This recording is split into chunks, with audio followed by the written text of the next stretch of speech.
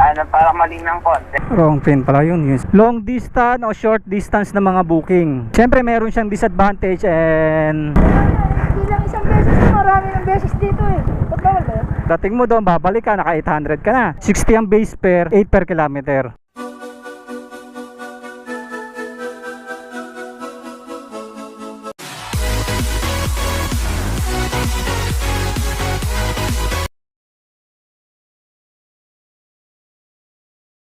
Ito. Thank you. Salamat. Sisend niya ba sa'yo yung payment sa'yo? Okay na? Sige basta. Salamat. Ayun, mga kabiban mo ito. Nakuha na natin. Ano, Paps? Hindi lang isang beses, marami ng beses dito eh. O di ka nagdadayo eh. Oo. Sasakot ako dito, kailangan ko nagulat ako. Sabi ko, diba nag-usap tayo. Hindi ako 20 minutes sa'yo kasi traffic na dyan. Sayang yun ah. Pangalan mo? Pangalan ko, Ruel po. Ruel. Shoutout na lang sa'yo. Ito, channel ko. Ano, papanood ko nga. Kapanood mo ako? Grab ako eh. Suspended ako sa Grab eh. Hindi ako nakapag-training. Ba't bawal ba yun? Pina-activate ko ulit to. 3 years ako hindi nakabiyahe rito eh. Tagal-tagal dito lang. Oo. Kaya na ako dyan. 2016. 2018. Dati ang rate nilala, hindi naman ganito kababa eh. Ang rate dati ni Lala is 60. Tapos, ganun ang rate niya dati. 60 ang base fare, 8 per kilometer. Yun ang base fare niya. May double booking pa noon. Oo. Eh ngayon, patayan na. Sige Paps, salamat ha. Salamat. Comment ka na lang Paps ha. Ayun mga kabiwan mo to, on the way na tayo. So babiyahe tayo ng 59 minutes and 29 kilometers. Bali ang rate nito mga kabiwan mo to is 232. Pero ang original price nito mga kabiwan mo to is 132 lang papuntang Rosario, Cavite. Kaya kinuha ko na, sayang eh. Sayang yung plus 100. Hindi natin kailangan mag double book kasi ang deliver natin is computer set siya. Tsaka may additional naman na 100 pesos kaya hindi na tayo magdo-double booking. Yan, shoutout nga pala kay Pops. Pati yung customer, yung pick up, kung vlogger daw ako. Vlogger lang tayo with 4,500 subscriber. Wow. Habang papunta tayo sa ating drop off, sa ating first booking, bali pag-uusapan natin kung ano ba maganda, yung long distance o short distance na mga booking. Ano ba sa tingin yung mas maganda, ano ba yung mas kumikita sa dalawa. Ito, disclaimer lang mga kabiwan mo to, ito is based lang sa aking obserbasyon and experience. Ito, para sa aking opinion lang ha, halos parehas lang naman din. Siyempre meron siyang disadvantage and advantage. Para sa akin yung long distance is mas gusto ko siya kasi mas malayo nga, kasi kaya long distance, di ba? Mas malalaki yung rate niya at pwede ko siyang sabayan. Isang booking mo pwede ka mag double booking, so isang takbuhan medyo mas malaki yung kita mo and malayo and nakakagala ka. Sa akin kasi mga kabiwan mo to, mas gusto ko yung long distance, pero okay din sa akin ng short distance. Pag merong short distance na maganda, yung kinukuha ko yun, pero mas prepared ko yung long distance kasi nga dati akong food panda, dati akong Grab rider, pero lalamove muna ako bago ako nagpanda, bago ako nag-Grab. 3 years akong huminto kay Lalamove and then ngayon bumiyahe ulit tayo kay Lalamove. Based sa aking experience, kahit noon pa naman naglalamove ako, talagang malayuan ang binabanatan ko, tapos double booking na lang, double booking. Kasi mas feeling ko mas mabilis akong nakakakuha kasi gaya nga na sinasabi ko mga kabiwan mo to, nasanay ako na dati akong nag-Grab ako. So yung araw-araw na pinupuntahan mo, yung araw-araw na ruta mo is dun lang mismo sa between the city. Dun ka lang, hindi ka tulad dito kay Lalamove. Para sa akin mas maganda kasi yung long distance, kasi nga makakapasyal ka. Isipin mo habang nagtatrabaho ka, syempre kumikita ka ng pera, nakagala ka pa. Marami na ako napuntahan na lugar na hindi ko alam na doon ko palang napuntahan dahil sa Lalamove ko. Kaya gusto ko yung long distance. Pero depende yon, syempre mga kabiwan mo to kung saan yung trip talaga. And yung short distance naman, kagandahan naman siya short distance kasi mabilis ka kumita. Pick up drop lang talaga. Kung ayaw nyo lumayo talaga, short distance ang tirahin nyo. Pero para sa akin kasi mas prepared ko yun kasi tagal ko, 3 taon akong bumiyahe ng Grab tsaka ng Food Panda, dun lang, yun at yun lang din. Although mas malaki yung rate nila compare compare kay Lalamove. Pero ganun talaga ganun talaga yung sistema wala tayong magagawa doon syempre, di ba? Kaya kung tutusin, mas mataas ang fare ni Grab compare kay Lalamove. Pero okay lang yon, matagal na naman ang issue yan. Ang importante kahit paano kay Lalamove, kasi ang kagandahan kay Lalamove, kahit saan ka mag-drop pwede kang pasukan ng booking. Tsaka walang patay na oras kasi si Lalamove compare dun sa mga ibang platform. Kaya yung mga food, pagdating na mga alas 12, alauna, yan, medyo tumal na yan. Pero kay Lalamove, dire-diretso. Buti nga ngayon, maganda na kay Lalamove ngayon Kasi dati, konti lang ang booking ni Lalamove. Ngayon, marami na rin. Kahit saan ka na magpunta, maganda na. May makukuha ka na. Hindi katulad doon sa dalawang platform na yun, sa mga food, gaya kay Grab, kailangan mo magpalakas ng account para pasukan ka ng booking. Pero kay Lalamove, once na nag-top up ka,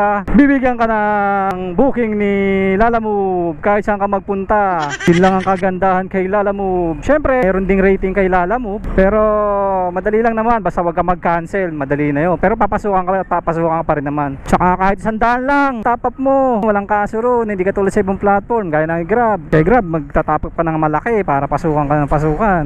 Kay Lalamove, hindi. Basta may 100 yung cash wallet mo, yung top up mo, pwede na yun. So yan mga kabiwan mo to, yun ang para sa akin. Mas prepared ko talaga long distance. Yun nga lang, pagka kumukuha ko ng booking na gano'n, medyo matagal nga lang makakuha. Kasi syempre mamimili ka. Tapos, ang disadvantage noon, minsan mahihirapan ka naman ng kumuha ng sabay. Pag sa drop off mo, minsan hindi mo alam kung papasukan ka ba ron. Yun yung minsan na disadvantage yan. Kasi may mga lugar na talaga sobrang alanganin na hindi mo kabisado kung saan may booking. Ayun, maghahanap ka muna ron, tatambay ka. Pero ako ginagawa ko mga kabiwan mo to, once na nag-drop ako, kung saan ako nag-drop, aalis lang ako doon ng mga at least 1 kilometer o 2 kilometers simula doon sa drop off ko. Doon ako tumatambay. Pag mga 15 minutes, 20 minutes, wala pa, lilipat ako. Pero pag nakapapansin ko naman na may pumapasok doon sa lugar ko, wala naman problema. Kasi sa akin naman mga kabiwan mo to, yung account ko naman is pinapasukan siya kahit mga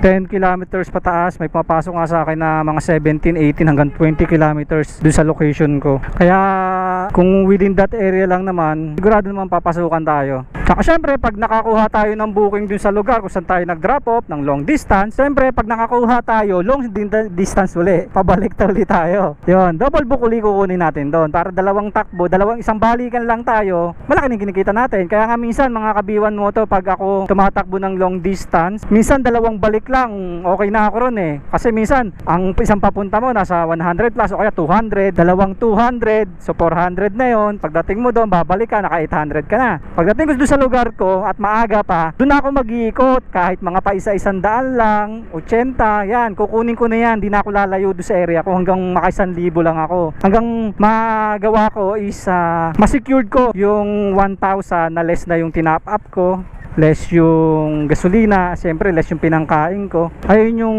diskarte ko. Basta kailangan ma-secure ko yung 1,000 na sa ngayon kaya pa naman kaya pa naman yun. Kasi gaya nga sinasabi ko, ibang-iba yung booking noon sa booking ngayon. Kasi yung booking ngayon wala nang kalaban si Lalamove. Hindi katulad noon na ayun, sabihin ko na si Mr. Speedy. Kaya ako umalis sa Lalamove noon dahil dyan kay Mr. Speedy na yan. Pero next time kung gusto nyong itackle natin yan, is comment lang kayo. Kasi si Mr. Speedy noon mga kabiwan mo to, is binaba niya ng gusto. Dati ang per deliver kay Lalamove is, ang base fare niya is 60 pesos, tapos ang per kilometer niya is 8 pesos. So malaki talaga bigayan noon kay Lalamove. Kahit isang booking lang solve ka na. Kaya yung dating tinatakbo ko simula Dasma hanggang Tagaytay, dati 300 plus yun, pero double booking ako lagi. Papunta ko pa lang 600 na pag nagdo-double book ako. Tapos pagbalik ko 600 uli, edi 1,200 na agad yun. Tapos doon na lang ako sa amin. Ganun lang yung biyahe ko noon. Nakakasurvive ako.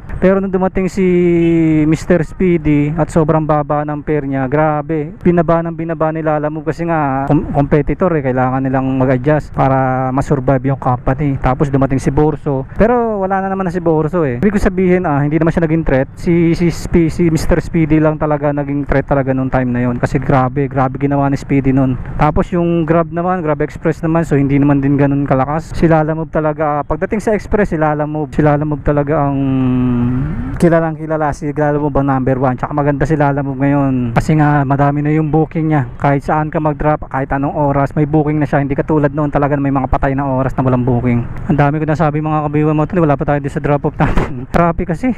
Yun, pero sa inyo mga kabiwan moto, depende pa rin sa inyo. Syempre, kung ayaw nyo naman lumayo, short distance yun para sa inyo. Pero kung gusto nyo naman yung malayuan, di doon kayo sa long distance. Ako ginagawa ko naman yung mga long distance na yan pagka maaga pa. Kaya lumalabas ako ng maaga para makapag long distance ako. Tapos pagbalik ko ng after lunch, doon ako sa amin. Doon ako sa malapitan na lang ako. So ganun yung diskarte ko. Effective naman, kaya pinagpapatuloy ko lang. Kasi syempre, ayaw ko rin naman kasi na laging doon na lang yung lugar ko Kaya ako naglalamove para iba-ibang lugar yung mapuntahan ko. Kahit noon pa naman, yun talaga gusto ko kay Lalamove. Kung saan ako nakakapunta, grabe. Yung mga pinakaliblib na lugar napupuntahan ko. Kaya nakakatuwa din. Ayan mga kabiwan moto, malapit na tayo sa drop off. Dito ako sa Tejeros Convention. Tagal ko bago nakabalik dito. Dito ako dati nag-area mga kabiwan moto Sa financing ako tatrabaho. Ingat kayo rito mga kabiwan moto. Yung mga sa financing dyan, grabe, daming pasaway dito. Daming balasubas dito. Ayan mga kabiwan moto, dito tayo sa drop off. Hanapin natin si sir. Hello sir, sa Lalamove po. Ako, kuya, nakita ko yung pin. Parang maling ng konti. Atras ka nga, balik ka sa may dire-diretsong daan lang. Dire-diretso ka lang ng konti. Pakabsu ako? Papapuntang kapso po. Sige sir, salubungin mo na ako sir. Malapit naman na ako. Nandito na pa ako sa labas. Okay, salamat. Wrong pin pala yun si sir. Pipicturean ko lang sir ha, katunayan na ano. Binili niyo sa kanya? Ano yung personal na gamit niya? Oo, sa kanya, personal niya. Magkano bili niyo? Ano yun 6-7? Ready na. Ano, pang work from home? May pang piso na dyan. Papapisan net mo. Nahin ko na muna to sir. Sige sir, ano mo muna sir?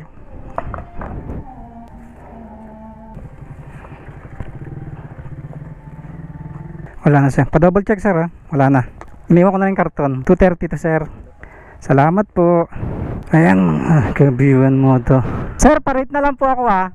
Salamat po. Ayun, diskarte yung mga kabiwan mo to para tumaas yung rating nyo as driver. Yun mga kabiwan mo to, nakakuha tayo na pangalawang orders natin. Wala pang 15 minutes. So malapit lang to, 2 kilometers lang to. Simula dun sa pwesto ko, 1.3 kilometers nga lang ang layo sa akin mga kabiwan mo to mga kabiwan mo to, ito dadalhin natin. Isang box ng milk tea supplies. Baka hindi na tayo makapag-double book nito mga kabiwan mo to. Kasi malaki to Diretso na natin to. 133 naman to. Okay lang. 21 kilometers.